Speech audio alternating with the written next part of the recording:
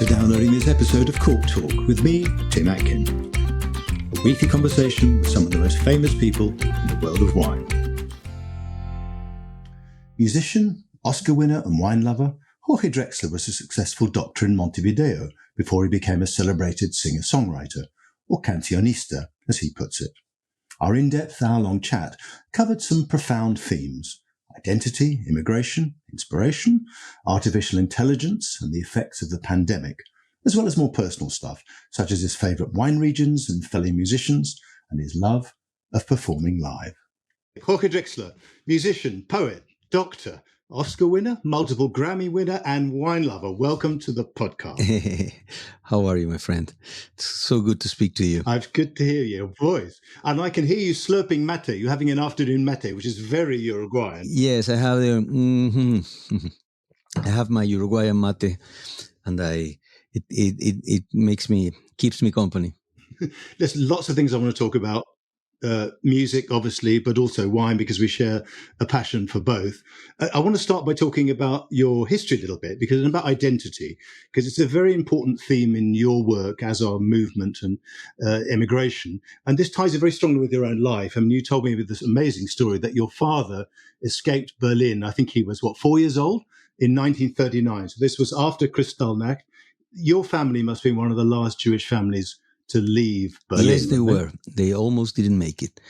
They, like many German Jews, they felt very, very much German. So they didn't think that anything was going to happen to them. I had war heroes from First World War in my family, that were very happy, to be Germans, and they started really slowly realizing that wasn't a possibility. It was no longer a possibility to stay in Germany. So they were really late. And when they went to get their visas, they found out that almost every South American country in January of 1939, my father was born in 1935, so he was 4 years old. Almost every South American country had decided not to give any more visas to Jewish refugees. And the only country that kept the giving visas to German Jews at that point was Bolivia. So my father wrote a beautiful book about that, about the whole process. It's called Como el Uruguay no hay. There isn't, no hay como llegar en realidad. No? There isn't a place like Uruguay. It's a saying in Uruguay, Como el Uruguay no hay. No, there's nothing like Uruguay. But actually, he said there's no way to get to Uruguay, which is it's un juego. It's a poetry joke, something like that. And so there's many anecdotes around that. One of them, very dramatic one. They were in the Uruguayan embassy in a long row. They arrived a little late, and before them was one of my aunts, and she got a visa to Uruguay, Aunt Jenny, and they were next. And then when they entered with a baby, the telephone rang and they stopped giving visas right at that precise moment. So that's one reason why one part of the family went to Uruguay and the other part came back to Berlin in desperate. Without Bolivia, you wouldn't be here, right? I wouldn't be here if it wasn't for Bolivia. I wrote that in a song that it's called Bolivia. I know.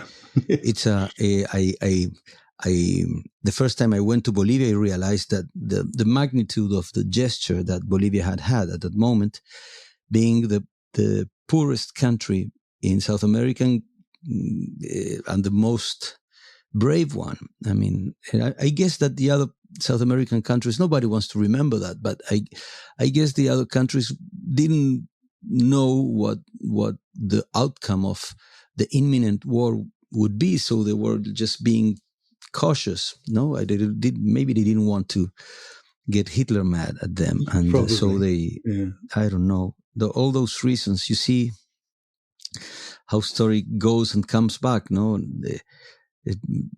40 years after that, you have the sons and daughters of those immigrants trying to get into Europe again. So it's a crazy. I mean, your father eventually got to Uruguay, right, where he met your mother, and you were born in Montevideo, I think, because your parents were both doctors, and you followed them into the profession. Were your parents also musicians or not? No, they were not. I only had one uncle in my family that played the guitar, but wasn't a professional musician. We had a lot of music. My father had loved music, and he had this open tape recorder. He had many tape recorders and a huge collection of classical music and jazz, and my mother would listen to Uruguayan folk songs and Brazilian Brazilian pop music and of the era. So I got my mother. She was from a non-Jewish family. I don't say a Christian family because they didn't have a religion. That's not very unusual in Uruguay. Uruguay is one of the less religious country in the world. It's very secular, isn't it? Uruguay is the most secular in South America by far. We have something like 33% of the population that are secular, which is a huge number in South America. I think the next country after Uruguay is Chile with 17%. Those are old numbers, but they're still. You've been to Uruguay and you can feel that it's not a religious country at all. So I grew up in this mixed two environments, a Jewish family and a non-Jewish family, and they really got well along. So I remember seeing my Jewish grandfather dressed as Santa Claus in Christmas, and my non-Jewish grandfather with a little hat, the kippah, in the synagogue, visiting my other grandfather. I love it. It was in the family bar mitzvahs, so it was a crazy. I thought it was completely normal until I realized that it wasn't. Completely abnormal, yeah. And you started playing the piano when you were 5. And when did you switch to guitar and composition? Was that in your teens? Yes, I had a neighbor. My parents used to work a lot, and I had a neighbor called Maria Elena, an old woman, and her daughter was incarcerated because she was a Tupamaro from the guerrilla, La Guerrilla from Uruguay, and so she was so lonely that she kind of adopted us as grandchildren. We chose her as another grandmother, and she was a piano teacher. She was the one that told my mother, the boy sits in the piano and I think he can play. You got talent. And she was the first to teach me. Yeah. She, many years later, when she died, she left me her piano. Oh, nice. Oh, and she was amazing. So I started playing piano, but I studied classical piano, very, very classical. She was a classical piano teacher with a whole, she knew nothing about popular music. So I told her, I saw in the TV the other day, there was this guy that could play the piano and sing at the same time. Do you think that's possible? And she said, yes, but I can't teach you that. So when I was 10, I started, I had these neighbors, and one of the girls played the guitar, and I was both in the girl and in the music at the same time. and I found out that if I learned, I moved to guitar what I learned in piano. So I told my father I didn't want to play the piano anymore. And he said, if you leave the piano, you have to choose another instrument. And I said, I would like to play the guitar. So I started studying guitar when I was 10. And when did you write your first song? Can you remember? I wrote a handful of songs which I later didn't consider songs. And the first one I really considered that I was actually writing a song. It was a long time after that. I was already 25. I started late to write songs. And it was a song called La Aparecida. It's in my first record, and I wrote it in La Paloma in the seaside, 2 or 3 hours far from Montevideo, a place where I still go every year to that place. Nice. And you qualified as a doctor in Montevideo, and you worked for a while as an ear, nose and throat specialist. But you'd also recorded 2 albums at the same time, hadn't you? When were you balancing the 2 lives of a doctor and a musician? I was actually very happy doing both things. We hear all the time that you have to commit to one thing, and that's, if there's somebody listening to this podcast that has that vocational dilemma, I'm happy to tell people that you can do whatever you want, combine whatever you want in your life. There's no such thing as things that you can't combine. So I was doing my post-degree in ear, nose and throat. I worked for 3 years as a general doctor, and with my parents, they were both ear, nose and throat, both my father and my mother, doctors. And I paid for my 2 first records, working as a doctor. I was doing this, what we call practicantes, that you go to houses and you help people with the injections and cures and things. Were you a good doctor? Sorry? Were you a good doctor, do you think? Oh, that's a good question. I think I was a good student. I was a really good student, and I loved medicine. And I think I was. I think I used to work with deaf people in the last years. I used to work in surgery with my parents. Surgery applied to deafness, and then I had my own department of audio prosthesis and of hearing aids, and I used to work in that, and I enjoyed it very much. I'm a really lucky person. I loved that, but I loved more music, so I got this luxury situation that I could choose between something that I love with all my heart and something that I liked very much, that was medicine. So I chose music. In 1995, I think you went to Madrid, didn't you, at the invitation of the Spanish songwriter Joaquin Sabina. Was he the person who convinced you to dedicate yourself to music? Is he the person who is in Pongamos que hablo de Martínez? Is that the man who is Martínez, can you say? Yes. Joaquin is called Joaquin Martínez Sabina. So he has a song that he says, "Pongamos que hablo de Madrid." Let's say I'm talking about Madrid, and I wanted to paraphrase. Do you use that? Paraphrase. Yeah. Yes, to paraphrase Joaquin and make a little homage to his.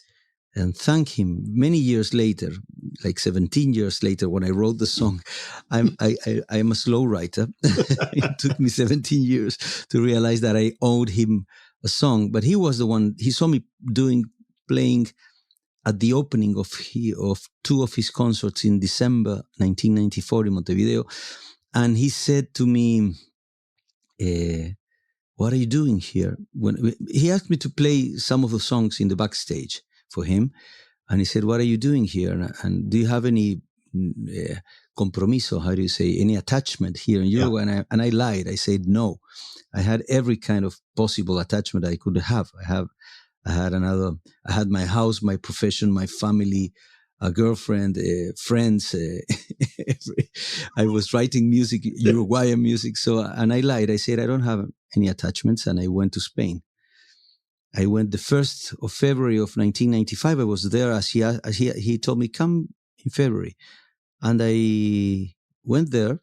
I had a pretty good solved life in Uruguay, and I went to Madrid and to share a flat with other 7 Uruguayans. And pretty cold in Madrid in February, right? Really cold. Instead of staying for the summer in Uruguay, I decided to take that jump and go to Madrid, and I immediately fell in love with everything: music, Madrid, another woman, which later became the mother of my first son, Pablo.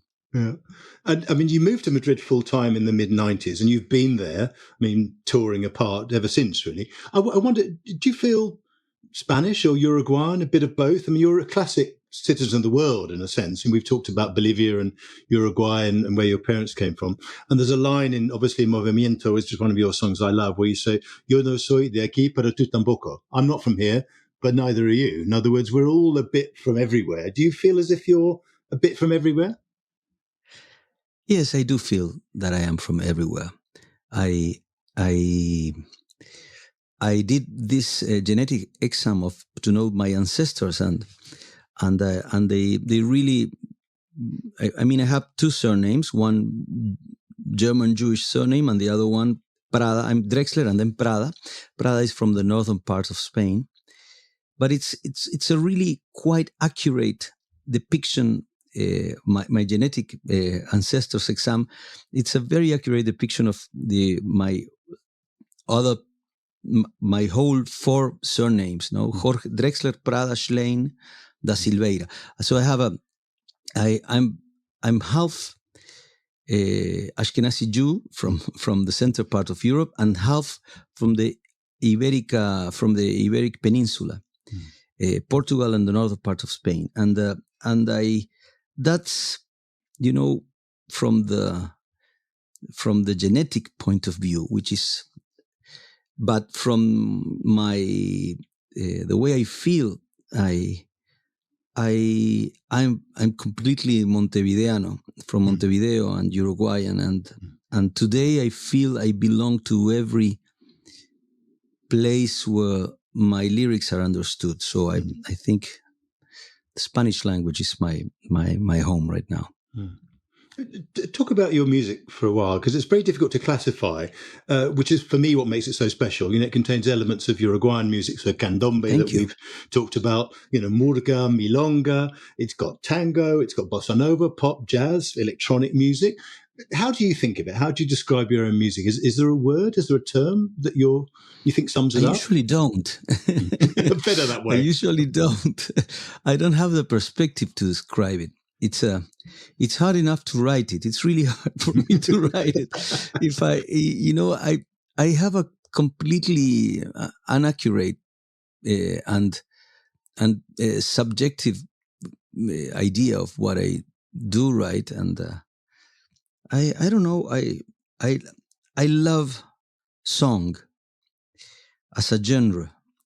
I love to think that combination, that goes beyond the combination, that it's beyond the combination of lyrics and music, of a symbolic language and an abstract language like music. Mm-hmm. So I think there's something in the connection between word and sound that has its own semiotics, different from the semiotic of literature and different from the semiotics of music.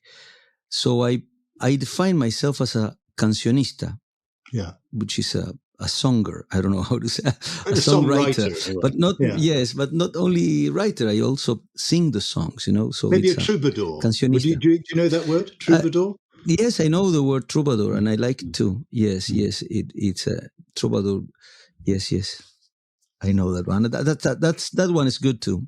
Yeah, I mean, do you ever set out to write songs in a particular style? I mean, I loved your TED talk in 2017 about the way you wrote the Milonga del Moro Judío, where you actually made a specific, you tried to write a milonga, didn't you? And with a particular rhythm and beat. I mean, do you ever do that, or does this stuff just come to you? Can you describe the process of inspiration, or is it something beyond words in a sense? I'm actually in exactly the moment where I'm writing at these precise weeks. Yeah. I'm writing every day in this table where I'm doing the interview right now. So I can say I don't have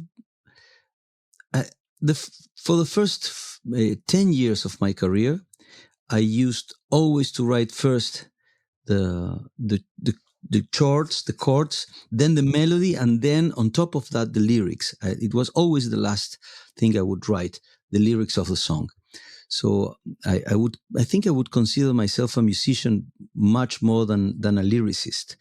I tried very hard for the first 2 records to find another lyricist. I didn't want to write lyrics. I thought it was really hard, and it is really hard. And I thought I could escape from that responsibility. Then I realized that I couldn't. But until my 5th record, a record called Echo, I had never written a single line of words before the music. And that's when I started writing. En la Milonga del Moro Judío, that song, the Milonga of the Jewish Moor, it's the first time I wrote the lyrics first, and then I put music to them. So, and then once I tried that, from then on, I would enter a song through the lyrics or through the music or through a rhythmic pattern or a metric pattern for the lyrics or I don't know, a loop or some sound or sometimes even a theme. I don't write a lot about themes. People usually ask me, what do you write about? And it's really hard for me to answer, because writing songs for me is like making a necklace. You just take one bud. Yeah, it's a bud that you say, yes, a little bud, and you place it in the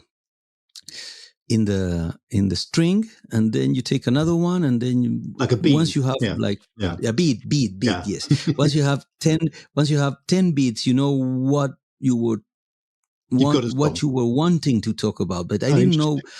Usually the theme comes in the rearway mirror. I realized later what I wanted to talk about. Yeah, I mean, I was talking to our mutual friend, the Chilean musician, Nano Stern, recently. We were having dinner and we were talking about AI. Marvelous. And he was very funny. And he was saying that someone could do an acceptable copy of a Nano Stern song, sort of using the themes that he uses in his works. Does AI worry you as a musician? Could it copy you? Could it do a Jorge Drexler song, do you think? I not yet. I guess it will, but not now. No, it doesn't worry me. I love this.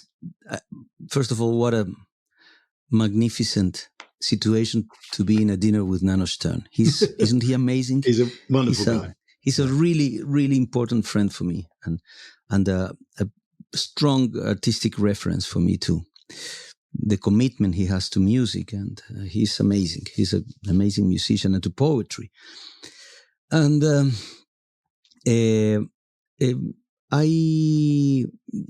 there's my favorite definition of poetry is by Allen Ginsberg, and it's poetry is empowered word. It's a very synthetic definition and a very precise one, I think. And I asked many times different AIs to write a decima, to write a verse, to give me some rhymes, to try. And it was always syntactically and semantical correct, but not a single time it had empowered words. Yeah, it was a powerless speech, completely focused in meaning, which I think it's the less important thing in songwriting. The actual meaning, it's and it was like you said. It was they say, oh, so you talk about immigration, so it would say something like this: borders are really bad for people, and so I say no borders in the world, and it was. I hope I don't write that. No, it sounds like a terrible song. Stupidly. Yes. But I might, I don't know. Yeah, I don't have a perspective over my own work. But it actually, it doesn't make poetry. It makes, I don't know. I think it will. I think it will with the time. Let's hope not. But let's talk about the Oscar, because you recorded 4 albums after you moved to Spain. So Llueve, Frontera, Sea, and Echo that we just talked about. But you came to a much wider public attention in 2005. You became the first Uruguayan to win an Oscar with Al Otro Lado del Rio, which is part of the soundtrack to The Motorcycle Diaries, the film about Che Guevara. They didn't let you sing the song live. When did they tell you that they wouldn't let you sing the song live? It was going to be, I think it was Antonio Banderas and Carlos Santana, wasn't it? When, there's worse, but I don't think Antonio Banderas is known for being a very good singer, is he? Yeah. Well, it was a long story, because first of all, it's not that unusual that they don't let the composer sing the song. It's something very frequent. They were very clear and very polite, and they told me, you're not how do you say, you're not known, I don't know, first line talent or something like that. So you're not famous enough. No, you're not a high profile talent, they told me. And they were right. I wasn't. And I was very used to people singing my songs. I was fine with that. I didn't like the whole mystery around it. They didn't tell me. They didn't ask me, who would you like your song to be sung? We have these options. They didn't say that. They first gave it to, I think, J-Lo and her ex-husband. What was his name? I don't know. This other singer they said, Latin song, so let's have a beautiful duet of a romantic couple, And they did not even listen to the song. And then they rejected it because I think it was although it wasn't a political film directly, it was the early stages of life, but it was the early stages of life of Che Guevara. So they thought they would get in trouble with politically, so they rejected it, and then they gave it to another. I think they told me they gave it to Enrique Iglesias, and something. Then there started to be this, they like this, the whole scene of the movie directors in South America started to complain, and I don't like complaining too much. So I said, it's the first time that they're going. That I had never been nominated to another award before, and this is the first one, and it's the Oscars, and so I'm going to go. I'm not planning to. They told me, take your song out of the competition, and I said I can't legally because I already. But I'm very happy that they chosen it. I think they chose the song because of something really beautiful that is happening with our language in the United States. So I'm going to respect that, and I can see the difference between the voters, the Academy, and the TV producers of the show, which they have a wrong way of looking at Latin culture. But so I spoke to them, and they offered me Antonio Banderas, and I said, finally, you talked to me, and I'm happy that you. And I talked to Antonio. Antonio was really nice. He did a great effort. I didn't get to talk to Santana, but Antonio was really, he was really, really kind, and we became friends since then. And he said, I'm not a good singer, but I'm gonna put my heart to it. And if you don't want me to sing it, I will sign any manifesto that you tell me about the respect of the South American artists. And I said, no, please sing it, because I don't know who are they going to give it to? I mean, you sang it anyway, didn't you? When you received the award, you sang a few lines. I do. The craziest thing happened. They gave me the award. It was the completely unexpected and crazy, and so I didn't have time to prepare a speech. And that's why you sang it. I never thought it was going to happen. So the moment it happened, I say, okay, they didn't let me sing. It's going to be fun. I'm going to avoid giving a speech, which I'm terrible at. I hate to complain. I hate to go there to a party and, to spoil. People were really generous with me. They chose my song for the first time, a song in Spanish in the story of the Oscars. But if I sing it, whoever is in the production is going to understand that this is it's going to understand the gesture, and it's going to be a nice moment. And besides, I'm used to singing. in front of people. I'm not used to speaking in front of it. That looked like the wax museum. You had every actor I had ever seen in the first row looking at me. So I sang, and it was a good outcome. People understood it. They understood that I was brave, because you had to keep your things in order in front of the selection, right. In front of history, and sing. Prince gave me the prize, so it was wow. But I did a good job. Let's talk a little bit about politics, because you're pretty political in your songs and certainly in your public statements. You've talked about Gaza, about refugees, about immigration, which you've already mentioned. What do you say to people who say to you that music and politics don't belong together? I mean, I get this with wine. If I'm outspoken about something, people say to me, "Oh, you're a wine writer, don't talk about politics." Well, what do you say to them when you say, "I want to talk about"? I have many ways of saying that. There's an amazing saying by Fernando Cabrera, one of my references in music from Uruguay. He says, when music and politics touch, music loses, he says. And so, but he speaks, I understand what he says. He's a very political author, by the way, but he's talking about how, I don't know how to say in English, política partidaria. Yes, it's party politics. Party politics. Party politics, yes. Yeah. He's talking about party politics, and I completely agree with him. Every time I crossed paths with the party aspects of politics, I almost always regretted it afterwards. It's interests are really different. The concrete party interests in politics are really different from the philosophical interests of politics. That's why I like Mujica so much, because he wouldn't play always for his party. He would play he knew he was talking to history, and he was talking for humankind. And that's, I love politics, and I love to talk about general politics, not specific politics of specific moments. Do you write protest songs, would you say? I mean, would Movimiento be a protest song? No, I can't. Not really. I wish I could, but I can't. I en vez de canción protesta, canción propuesta, decía uno. I proposition. I don't know how to say that in English. No, I propose things. I don't know. Yeah. I just talk about myself in songs. Yeah. I just talk about my experience. I have I grew up in a dictatorship. My father was a refugee.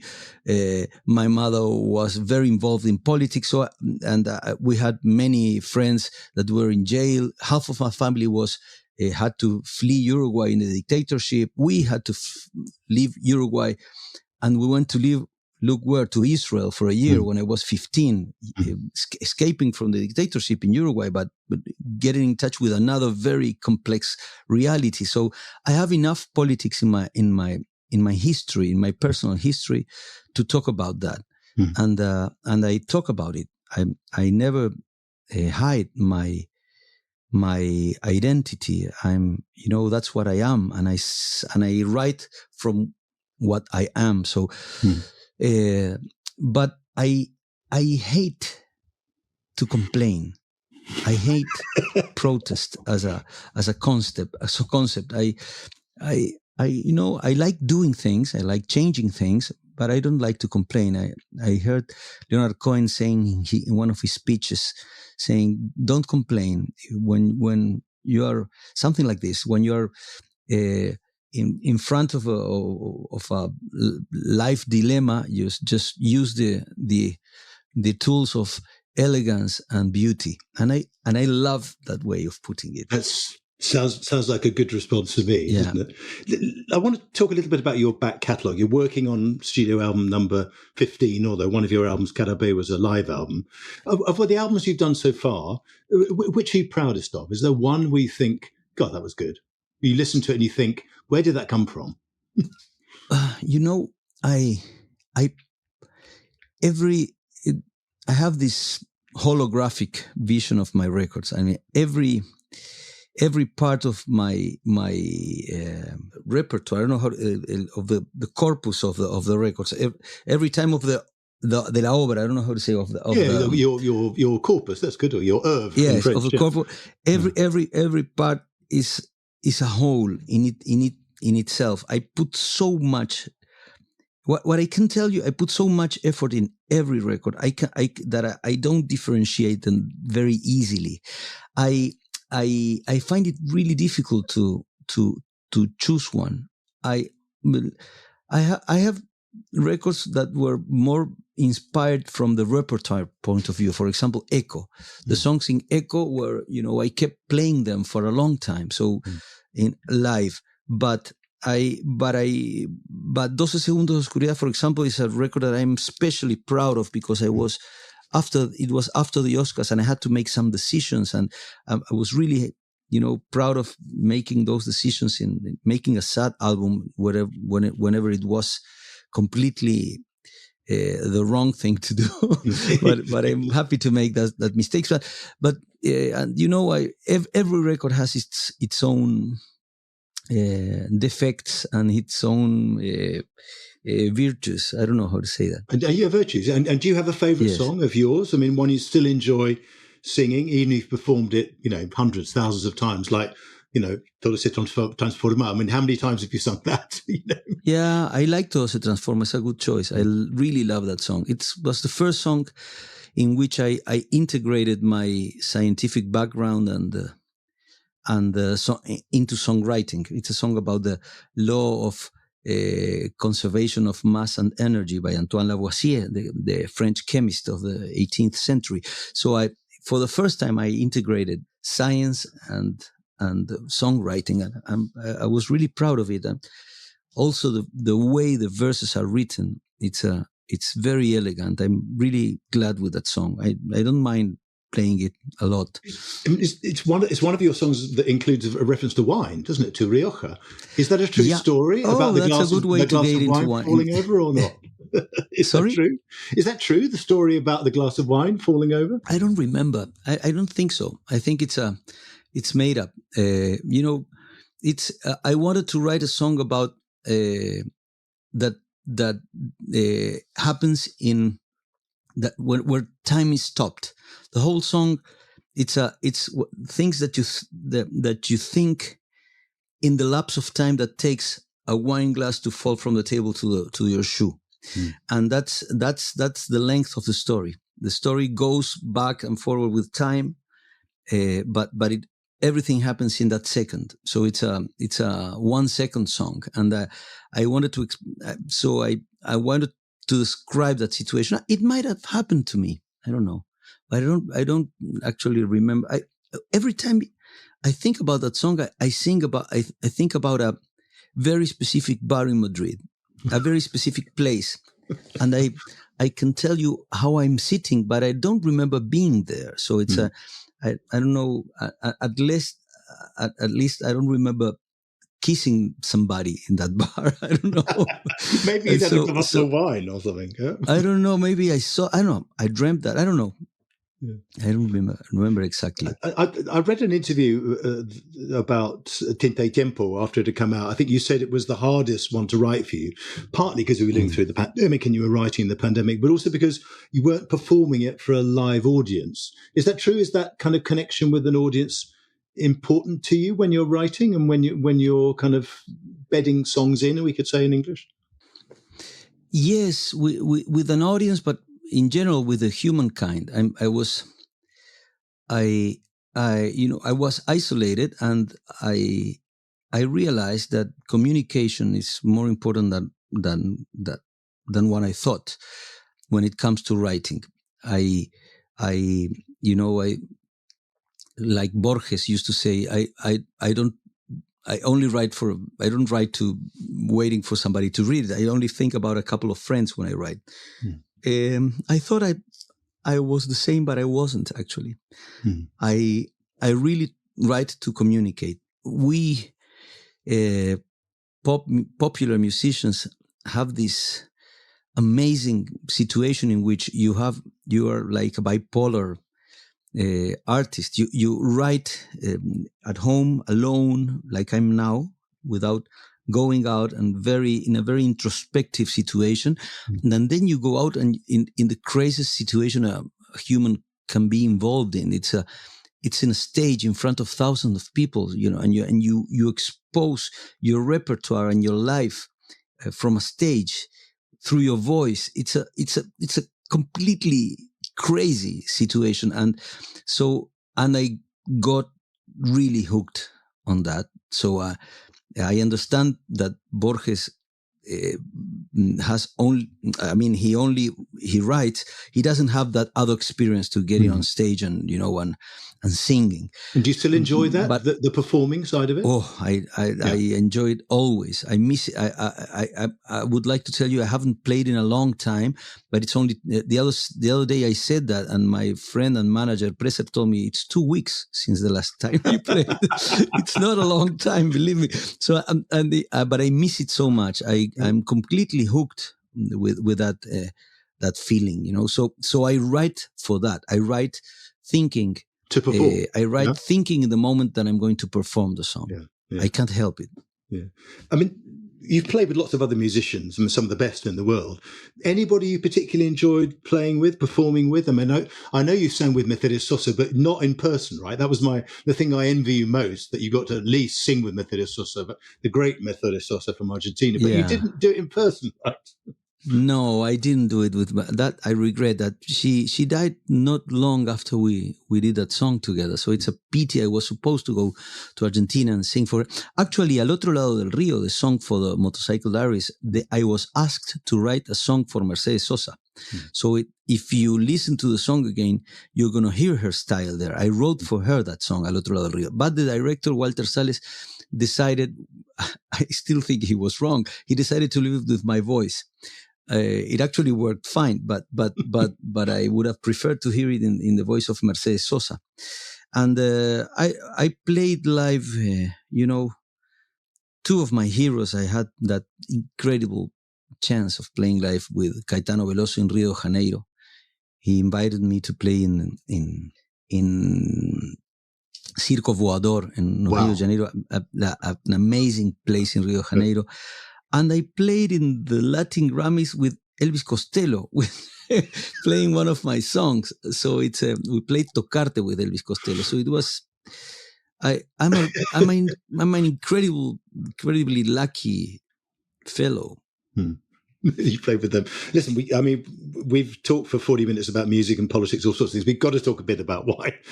Yes. It is a wine podcast. Let's talk about wine. I love talking. When did you first become interested in wine? Was that something that started in Uruguay? I mean, and tell us now, do you collect wine? I collect wine. I love wine. And I grew up in Uruguay in the 80s when I was studying medicine. Wine wasn't... there was a boom later in Uruguayan wine, but it hadn't started yet, or at least I didn't perceive it, or I didn't have the money to buy that kind of wine that I liked. So I started. The last years I was in Uruguay in 1992, I remember going out and buying Merlot, for example, which was a big thing at that moment. I loved Merlot, but I started really drinking wine when I came to Spain, where I found that it was much cheaper and immensely better. And then Uruguayan wines started getting powerful in the late 90s and the beginning of the 2000s. And now for a time, for a long period of time, we managed to bring bottles of wine from everywhere I would go that would have good wine, like, from Chile, Argentina, even Bolivian wine. One of the best wines I have that I prefer, it's a Bolivian Tanat. Here it's a very strange wine I have at home, and I do the same with coffee. I bring coffee from everywhere, and chocolate. Those are the three things that I bring from my trips, and I have not a big collection, but it has an intention. Which are your favorite wine regions? I know you like a couple of Spanish wine regions. I think Toro you like, don't you? And Ribera del Duero. like Toro, and I like Priorat. I like, dense, strong wines like Cabernet Sauvignon, for example. I'm not very fond of light red wines, so I really prefer full-bodied wines. So I like Tanat.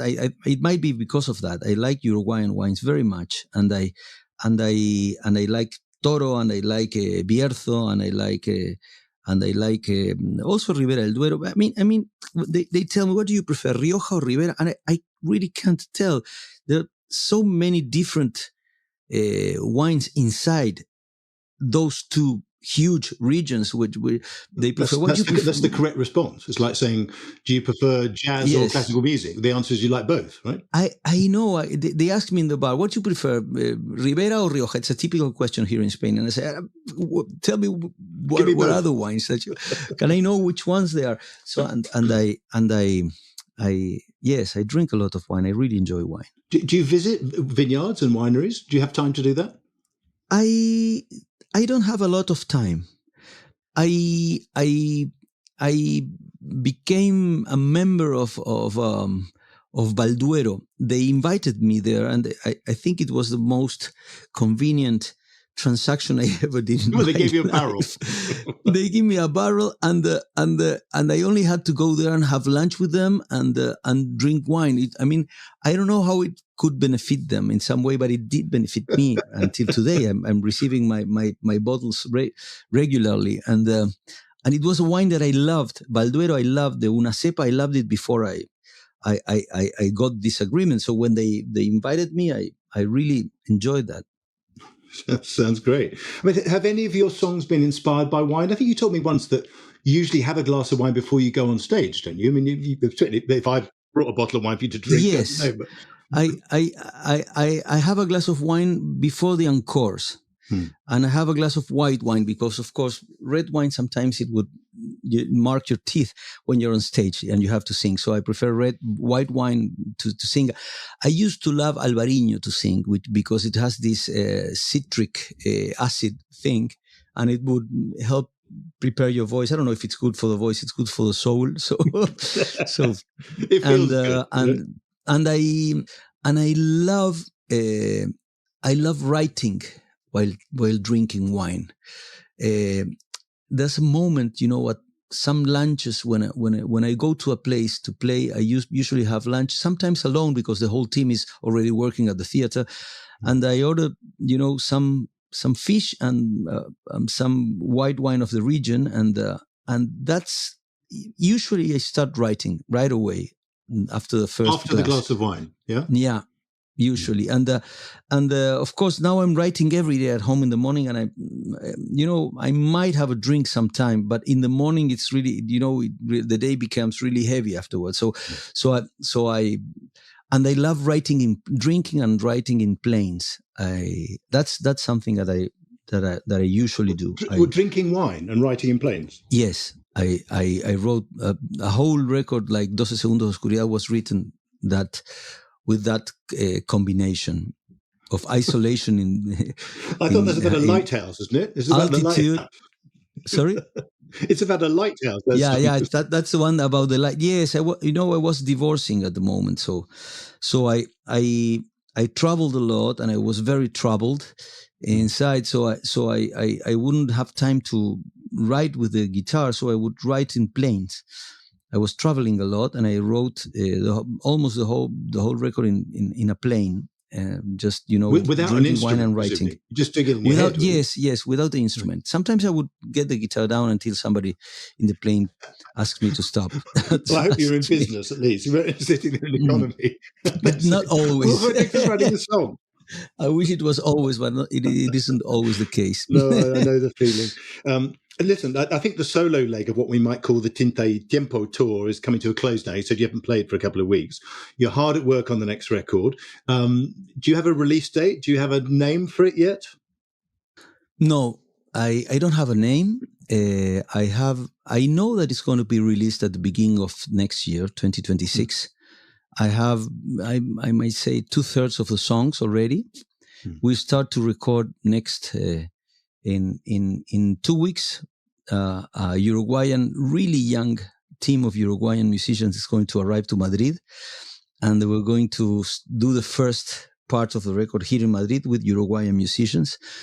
I'm working with a very young producer, 22 years old, really so young. Yeah. Younger, much younger than my older son, which is 27, Pablo. And He's also a musician, right? He released a wonderful record a week ago, less than a week ago, Pablo. What's it called? His name is Pablo. Pablo is his name. And the record is called Canciones en Mí. Me, it's like it's me, it's myself, and it's also a tone like E. No, songs in E. All the songs are in E. It's a you know, sometimes I wish I wasn't his father so I can speak freely about the record, but I'm because objectively it's one of the most interesting artists I met. Wow, and he happens to be my son. I don't collaborate with him. Yeah? Yes, he goes.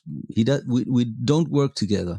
We only did Tocarte together with Zetangana and a couple of arrangements in the other record. Your partner Leonor is a famous actress, a Watling, as well as a singer. Do you ever sing together? I know you sang, didn't you, on Toque de Queda on one song? I mean, and what about with her band? Do you perform with Madlango from time to time? Yes, many times they invited me to sing a song, or I invited her or them to play my songs. But I don't know why we keep really our musical lives separated.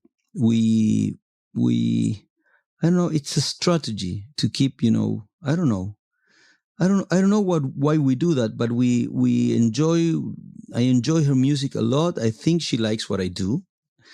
You have to ask her, but we don't mix that. We have enough things together, so we're very careful with our personal spaces. Mm. The last question is whether is music still a job to you, or does it remain is it a job to you, or does it remain a passion of yours? Do you have days when you don't play at all? Yes, I have many days which I don't play at all. I'm not a musician. When you introduced me, I didn't want to stop you or to contradict you just from the beginning, but I'm not a poet and I'm not a musician. I'm a cancionista. I'm a songwriter, it's not modesty. I'm not a particularly modest person. I think that songwriting is a completely art form on its own, and it's not directly related to literature or to music. Many people might disagree with that. I'm fine with that, so it's funny you ask, because I was writing yesterday a song that's called Nuestro Trabajo, Our Job, and it's about songwriting. And there's one verse, I don't know if it's going to make it to the record or to the song, but there's that one verse that says, I mean, even if we go around with those songs like the, ¿cómo se dice? Escarabajo, that brings that ball, el escarabajo that it's like an insect that carries a ball of actually, and so we go around with those songs, but and we like to make money with it, but if we weren't paid, we'd do it anyway. And that's I think that's the answer. That's the definition of loving music, isn't it? I'm really happy that they pay me, but I of course I would do it anyway. And you do it for free. Writing songs, it doesn't look like a job. For me, it's a very hard experience. I don't enjoy writing. So, but it's really important for me. It's like going to therapy. You don't say, "Oh, I love to go to therapy." You go to therapy because you need it. I need to write. I don't love to write. And what are your other main interests? I mean, you love food, don't you? And you love wine. Literature still? Medicine? Science? All those things are part of your life? I love literature, but I'm a very discontinuous reader and very, very passionate one. When you'll find some authors that I read everything about them, and you'll find really important central parts of world literature that I haven't almost read. So it's and it happens to me when I'm writing that I'm a completely unfaithful reader. I start a book and then I move to another, and then I move to another. Then I have at this moment something like 8 started books that I'm reading. I'm munching here and there, and writing completely alters my perception of literature. I tend to be very, very functional when I write. Everything I read, I try to take conclusions and use it in the songs. My wife Leonor says, "You don't read, you study," because I read very slowly and I underline things and I write things on the side, and it's But then when I'm not writing, I can read long novels and stay hooked with an author. But not when I'm writing. I'm not a really nice person when I'm writing. And do you have a favorite book?